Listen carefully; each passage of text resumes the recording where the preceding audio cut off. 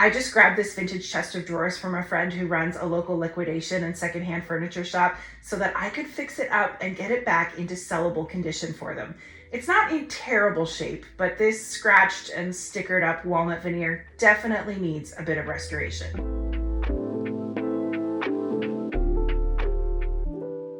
Hello, my furniture friends. Katie here from Salvaged by K. Scott. This piece is quintessential mid-century modern with its clean, simple lines and overall lack of embellishments. Usually when I find MCM pieces like this, they're more budget-friendly versions with a lot of laminate on them, but this one is completely encased in beautiful walnut wood grain that is definitely the star of the show. No hardware is needed on this minimalist design because the drawers all have these recessed channels on the bottom to pull them open, but there's no maker's mark to signify that this is a super high ticket or particularly valuable designer piece. The top has taken on a lot of damage with some pretty deep scratches, and the front and sides are all covered in patches of sticker glue, but I think it should all clean up quite nicely.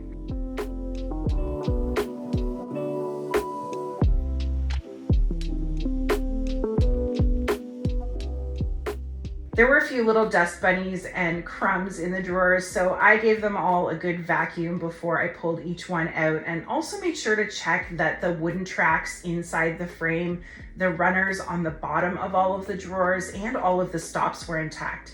It's pretty common that some of these pieces need fixing or replacing, but everything was status quo here. One thing that I almost always forget to do is mark or label the drawers when I remove them because they usually need to go back into their specific spot. But I was lucky on this one that the original builder totally had my back.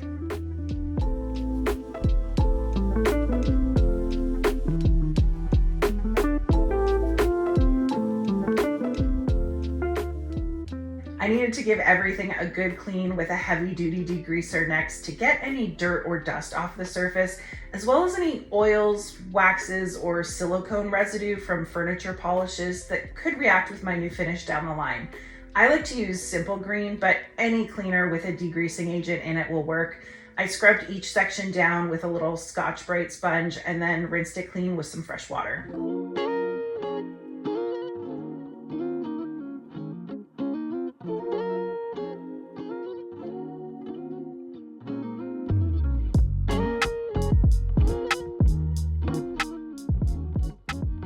Since this is all a very thin layer of wood, I needed to be careful about how I remove the old finish. You can definitely use a chemical stripper to cut through an old finish, but I don't like dealing with the goopy mess of that most of the time. So I decided to start things off on this one with my carbide scraper. It does take a little bit of elbow grease, but it's really great at just shaving off the very top layer of finish without really removing any of the wood underneath.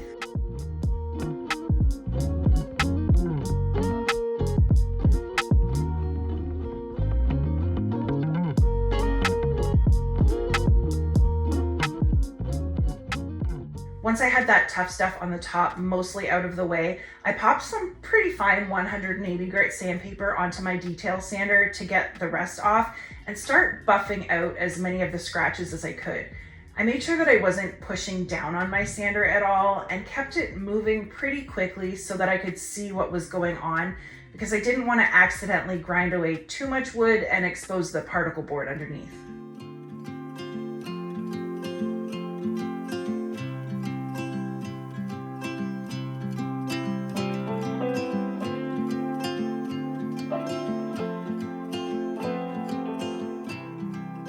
I laid out one of my drop cloths so that I could turn this over onto its side and not have the rough garage floor dig into the wood on the other side. And I just kept going with the scraper and careful sanding over each panel.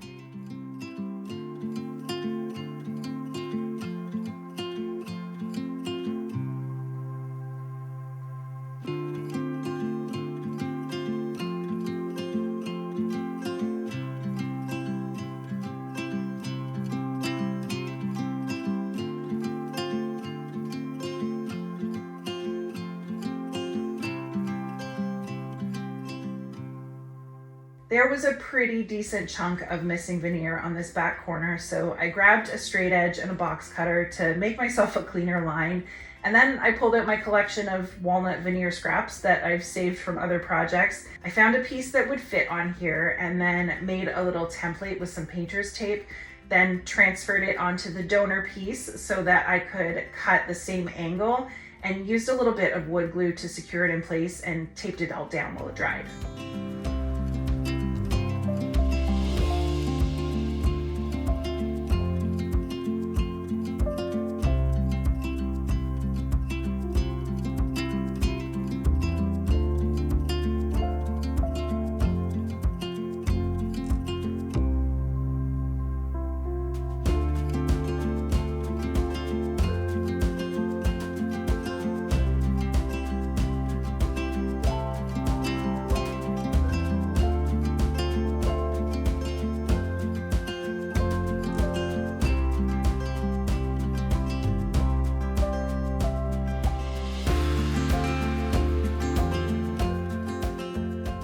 For a couple of the smaller chips out of the veneer, I used this epoxy putty in a walnut color to fill those in. This is a 2-part product. You cut off a chunk of whatever amount you need and then mix the 2 different components together until it's one unified color, and then you can press it into your repairs. It does start to set and harden really quickly though, so only mix a tiny bit at a time or else you're just gonna end up wasting it.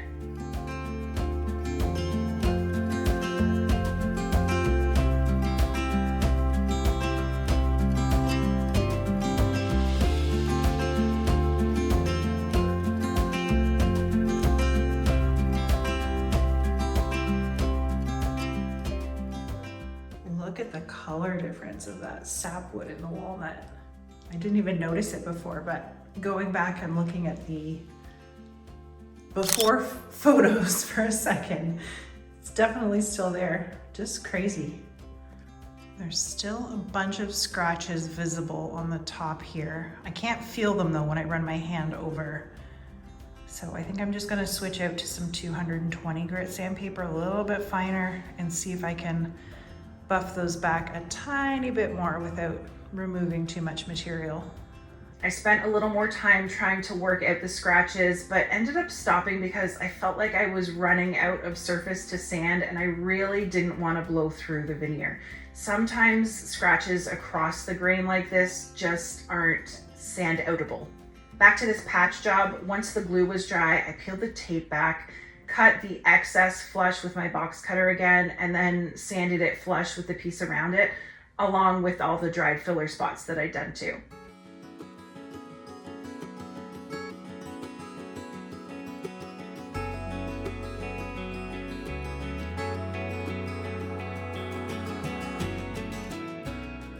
This seemed like a great time to unscrew the legs so that I could start working on them. And while I was down there, I also pulled these random staples out of the frame with my pliers.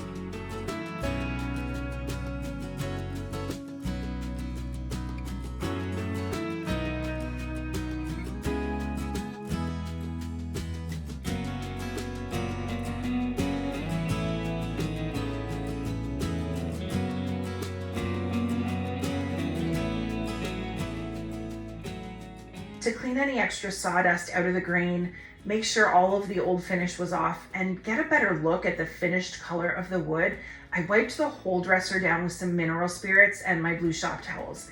This is also a really good way to highlight and be able to see better any potential sanding swirls or those little pigtails that can happen when you're sanding, so that you can deal with them now and not end up finding them later on your finished piece.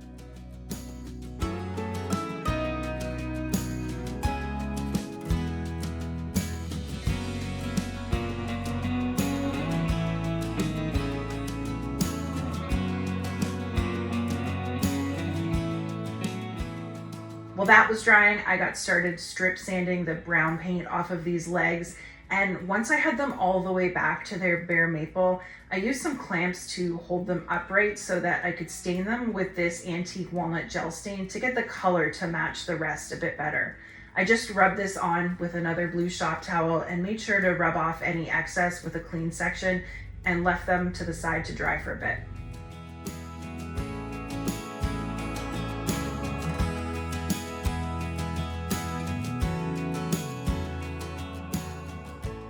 After a few hours of break time, I was ready to get started on the new finish for this thing. The first step was to seal or sort of prime the wood with some vinyl sealer. It creates a nice barrier over the wood to help the lacquer that I'm going to finish this with to adhere better. It's really stinky stuff though, so I made sure that I put my respirator on and opened up the garage door.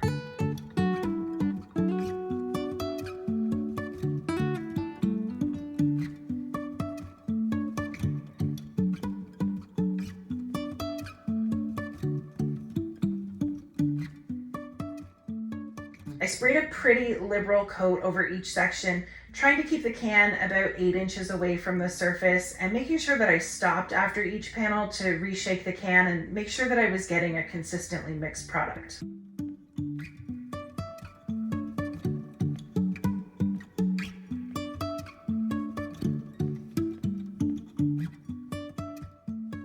When that had dried to the touch, I grabbed my little wood furniture touch-up kit, found a few colors in there that matched the walnut tones the best, and made myself a little palette. These are resin paints that dry really quickly once they're on the wood to sort of a waxy feeling finish. They're a bit translucent too, so you can sort of build up the color slowly and make sure that you're creating a realistic match. I used my tiny artist brush to camouflage any of the really small imperfections on corners and edges, and also had a go at trying to mask the worst scratches on the top. Far from perfect, but definitely better than they were.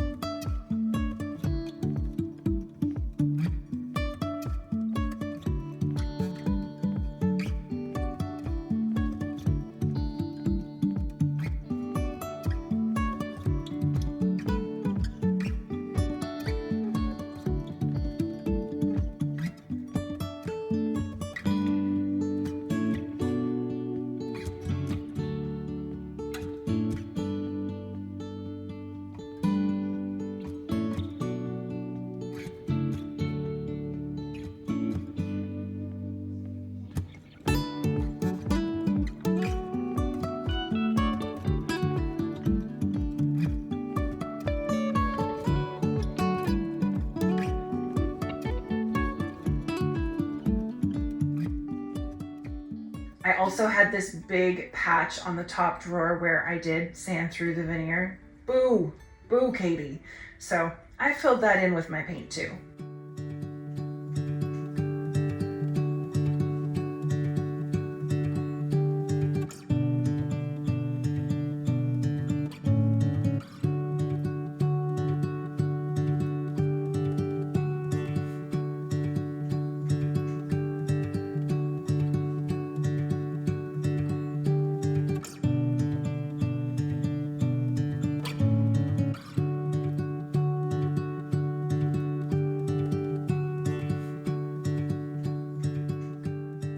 Packed up my paint kit, got my mask back on, and grabbed my toner can for the next layer. This is sort of like a wood stain where it's adding a layer of translucent color to the wood, but it sits on top instead of actually soaking in and coloring the wood itself. It's going to help me further camouflage the flaws, richen up the color a touch, and even out all the different tones just a bit. You do need to be careful to spray this in the same direction as the grain so that you don't accidentally create any visible stripes, and really light misting coats are best because this color can get really heavy really fast.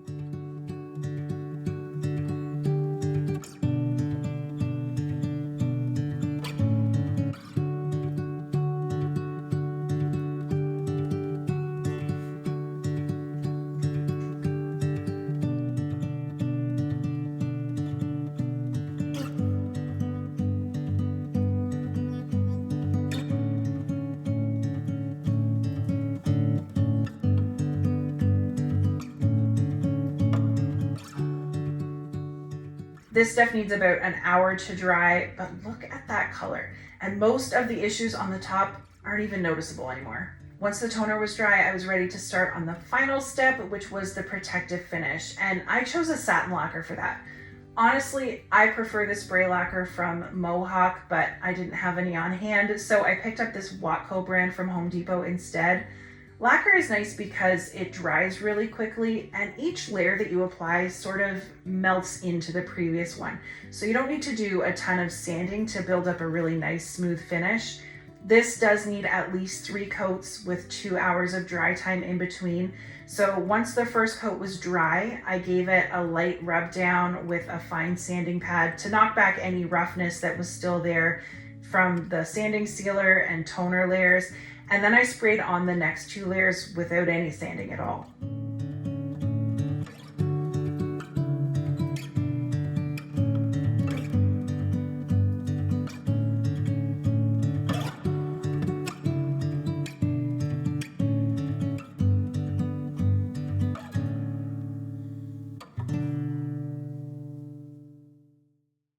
I wanted to condition the raw wood inside the drawers just to finish things off. So I pulled out these 3 almost empty cans of Wise Owl furniture salve out of my supplies and my salve brush and gave them all a really good coat. This is a blend of beeswax and hemp oil that comes in a ton of delicious scents, or unscented if that's your preference. And it leaves a protective layer over the wood and just makes it feel softer and more finished. You rub it into the wood, let it soak in and work its magic for a few minutes, and then buff away any excess with a rag. I also rubbed it into the wood tracks under the drawers to make sure that they keep doing their job of sliding in and out nicely. I popped the legs back on and the drawers back in, and let's take a quick look back at the chest that we started with. Not horrible, but definitely needed some TLC, and that is just what it got.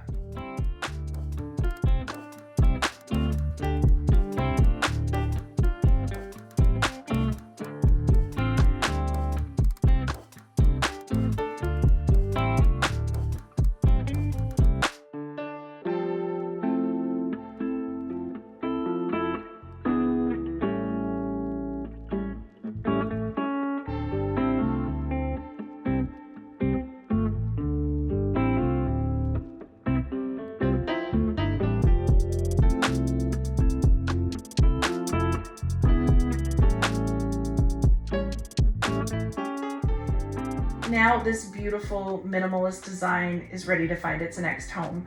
I think the wood grain on here is absolutely stunning, and you can actually see it now. The top is looking almost new and the sides now have all their veneer intact. I really hope you had fun working through this project with me. I'm going to leave a few more similar restoration videos here if you want to see more, but I've got tons of great furniture painting videos on the channel too if that's more your style. Have a fantastic rest of your day, and I will catch you all next time.